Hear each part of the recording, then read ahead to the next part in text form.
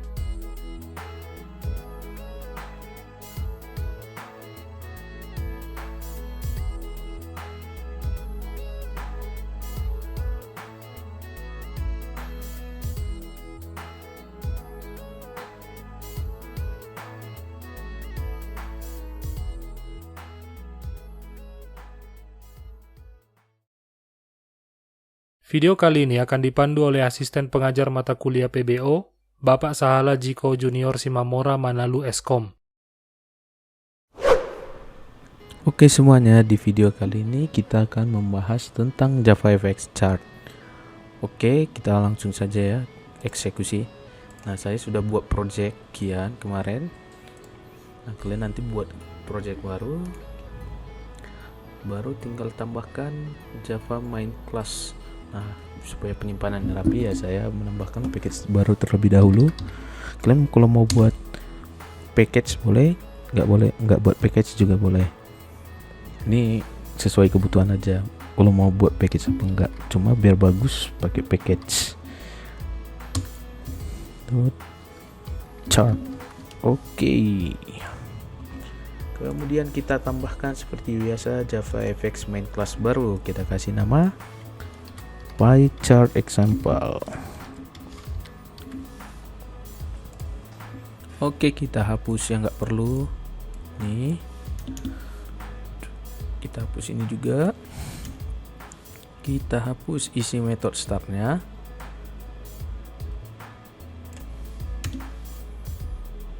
Oke, kita hapus juga ini yang nggak penting.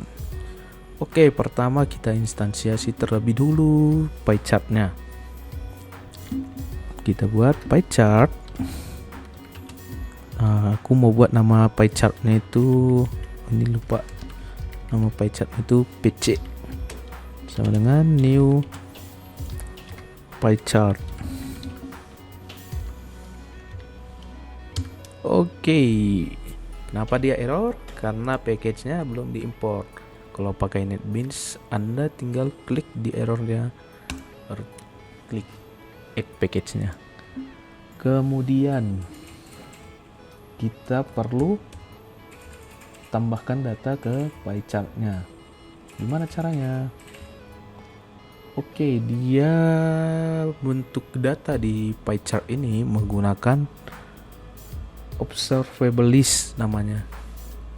Jadi kita buat dulu, kita instansiasi dulu observable list.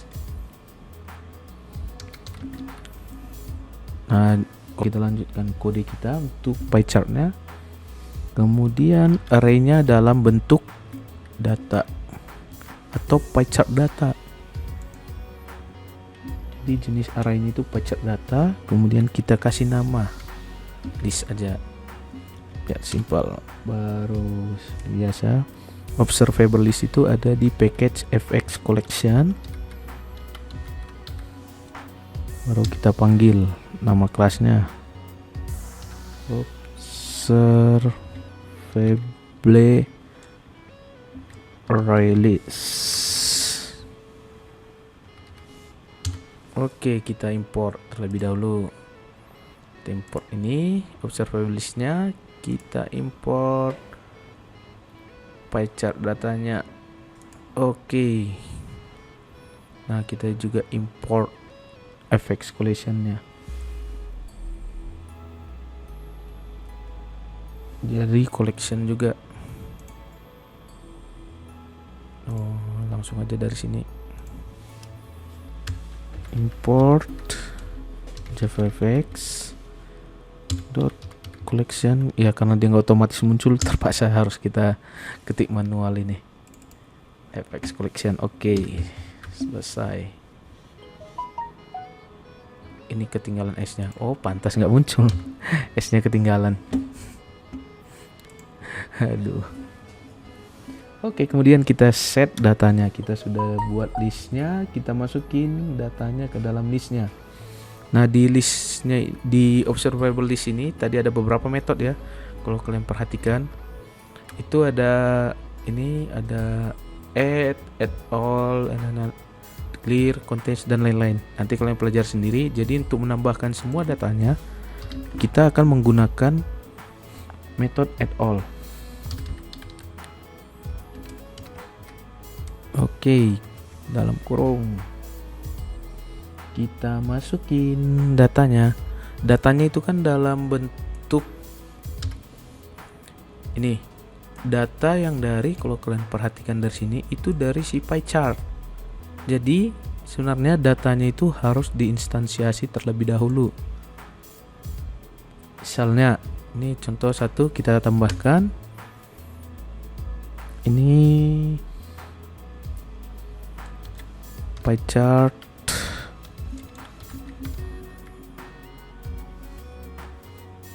dot data. Jadi kelas data dari pie chart harusnya bisa sih, nggak perlu pakai gini doang, sama dengan new data baru dalam kurung. Nah, konstruktor ini apanya, nama datanya. Misalnya kita buat apel, aku mau buat toko buah, kemudian kita buat nilai apelnya itu berapa, misalnya 90. Oke, ternyata masih error. Ini berarti dia harus ikut ini si pie chartnya. Sepertinya dia terlalu oh iya, error, kita belum buat. Nah, ini aliasnya, bukan karena harus ikut ini. Jadi aku bikin aliasnya itu namanya data 1. Oke, kita tambahkan data berikutnya, data 2. Bagi teman-teman yang belum mengerti tentang instansiasi, nanti coba dipelajari lagi lebih lanjut ya. Misalnya aku mau buat namanya anggur. Dia 10 biji, 5 biji deh. Oke, baru kemudian kita buat satu lagi datanya biar asik. Data 3 sama dengan new data. Kita buat buah apa lagi ya? Buah hati itu bisa juga nama buah. Oh, buah hati aja kita buat. Oke, kita bikin buah hati karena paling besar itu harus 100. Oke, titik koma. Kemudian kita masukin semua datanya ini ke dalam list kita dengan method add all ini. Caranya tinggal masukin aja data 1, data 2 sama si data 3. Oke, selesai.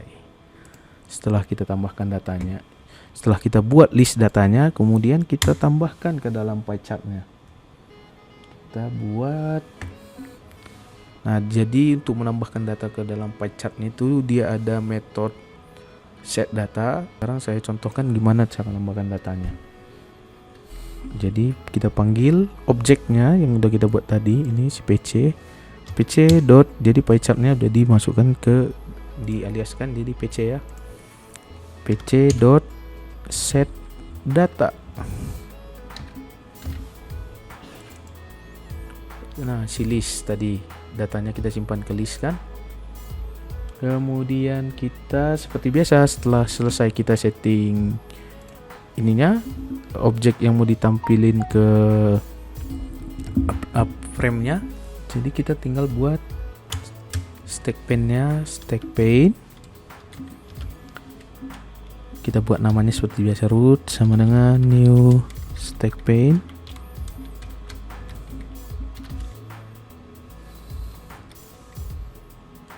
Baru kemudian kita masukin lagi, kita tambahkan ya root dot get children. Ops, ini pasti karena belum diimport nih. Oke, root dot get children. Oke, tinggal oke sama dengan lagi, harusnya kita tambahin dot add. Kita masukkan si pc tadi, jadi kita masukkan ke dalam statementnya pie chart kita tadi. Kemudian kita buat scene-nya, scene sama dengan new scene. Baru kita masukkan si statementnya, ukurannya kita buat biar agak besar, 400 x 400 saja. Oke, kemudian kita masukkan ke primary stage-nya. Primary, scene-nya belum diimport, kita import dulu, baru kita buat primary stage. Kita dot, kita set scene-nya, set scene.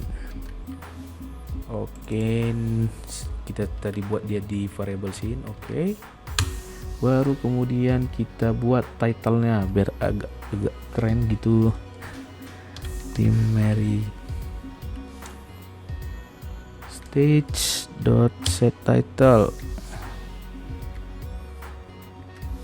Oke, kita buat namanya misalnya contoh pie chart.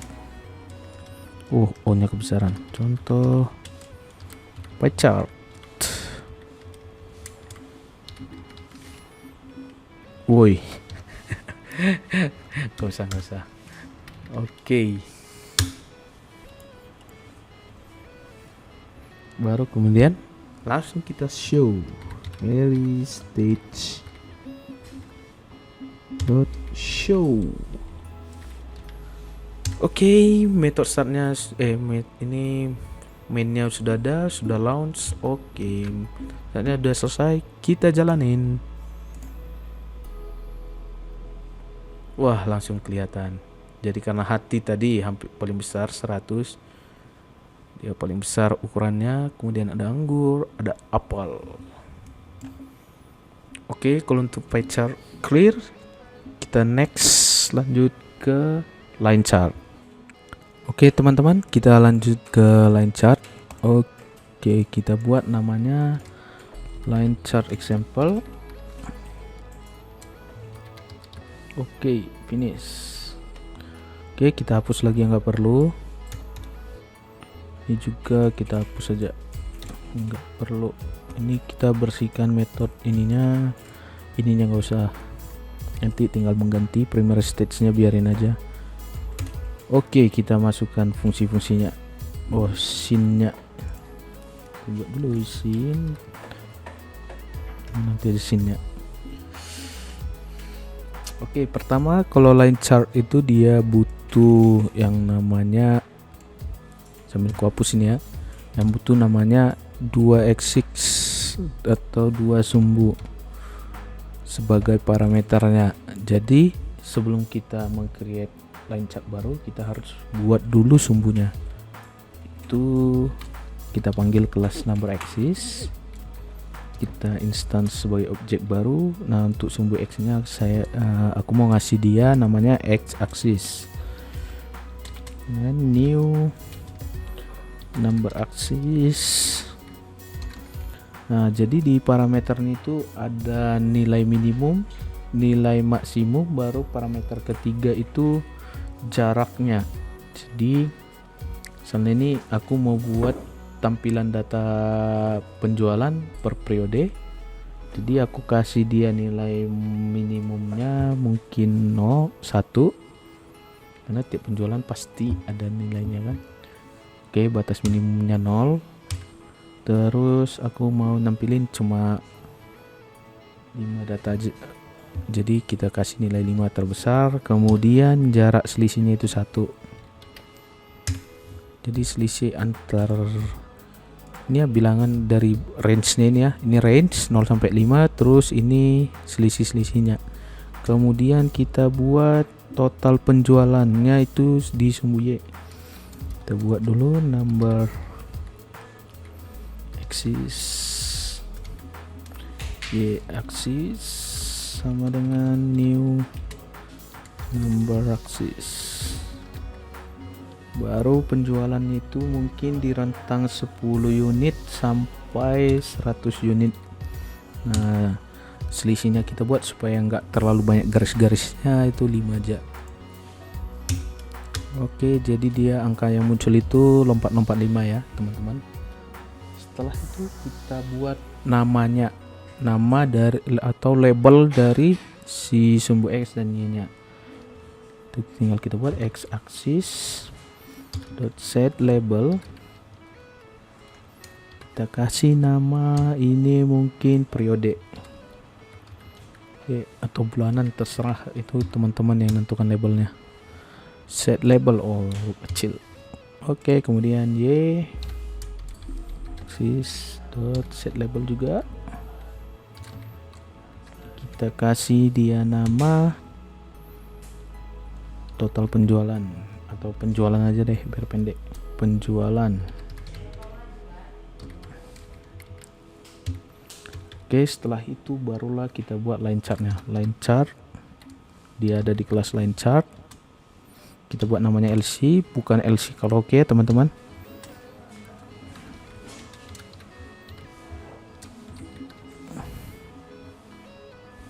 Oke, lupa kita masukin parameter x-axis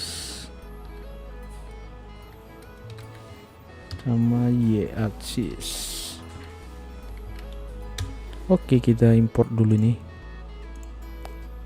Oke, kemudian kita masukin seriesnya atau data yang mau ditampilin. Kita buat seriesnya XY, dia menggunakan XY chart series ya untuk datanya. Series sama dengan new XY chart series. Oke. Oh, nama aliasnya belum dibuat, kita buat namanya series saja. Oke, kemudian kita tengok ini, kita import. Satu, kita kasih nama seriesnya itu mungkin data penjualan. Set name data penjualan. Oke, kita tambahkan datanya. Jadi series.get data get. Jadi teman-teman, cara membuat objek itu, ini kan dia parameter dari si datanya ini, nanti dia dalam bentuk XY chart data. Nah, teman-teman bisa langsung instant object XY chart datanya langsung dimasukin ke parameter fungsinya ini, atau teman-teman juga bisa buat dulu, teman-teman instansiasi dulu, baru teman-teman masukin objek yang udah diinstansiasi ke sini. Nah, jadi saya akan buat dua-duanya ya, biar teman-teman lebih paham. Jadi yang pertama kita instansiasi dulu datanya di awal, baru kita masukin ke parameternya. Oke, dia pakai XY chart data, berarti kita perlu import terlebih dahulu XY chart data dot data. Nah, kemudian baru kita buat data 1 sama dengan new data. Nah, itu yang parameter pertama itu sumbu X nya, jadi kita mungkin ngisi dia periode pertama, kemudian nilai kedua, parameter kedua itu sumbu Y nya, yaitu penjualan tadi. Jadi kita misalnya 15 untuk periode pertama. Oke, kita masukin ke sini data 1. Nah, teman-teman juga bisa masukin dengan cara membuat objeknya itu di dalam ini, di dalam kurungnya ini, new data. Nah, ini periode penjualan kedua, penjualannya meningkat mungkin di 25. Jadi teman-teman ada dua cara ya, bisa buat objeknya dulu terpisah baru dimasukin, atau langsung di dalam ini metodenya. Jadi kita buat lagi sampai penjualan keempat deh, keempat aja. Oke, 3 2 dulu, 2 3 baru 4. Aduh, udah tua. Ini 55 baru sini, melejit 75. Setelah itu kita masukkan ke dalam line chartnya datanya. Jadi kita panggil CLC dot get data, kemudian add datanya itu di dalam series, jadi kita tambahkan si series. Kemudian seperti biasa kita untuk kali ini kita pakai group namanya, kita nggak pakai stack pane. Root dengan new. Kalau teman-teman penasaran silahkan dieksplor teman-teman supaya bisa lebih paham lagi si LC. Oke, kita masukin ke scene ya. Ini errornya ini pasti karena belum diimport. Nah, kita masukin ke scene-nya, scene sama dengan new scene, baru kita masukin si root, baru ukurannya kita buat coba 600 kali 400 dulu. Oke, seperti biasa setelah itu masukkan title-nya ya, title-nya jangan hello world, ini contoh line chart kita buat. Kemudian seperti biasa set scene-nya, kemudian di show. Oke, coba kita run. Oke teman-teman, ini ya sudah kelihatan. Oh, ini bentuknya kayak ulok atau ular. Oke teman-teman, sekian dulu video kali ini. Sampai jumpa dan selamat bereksplorasi.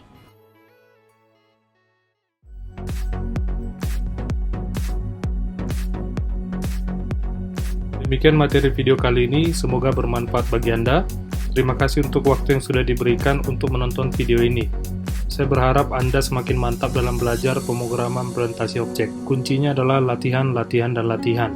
Sampai jumpa pada video berikutnya. Horas, horas, horas.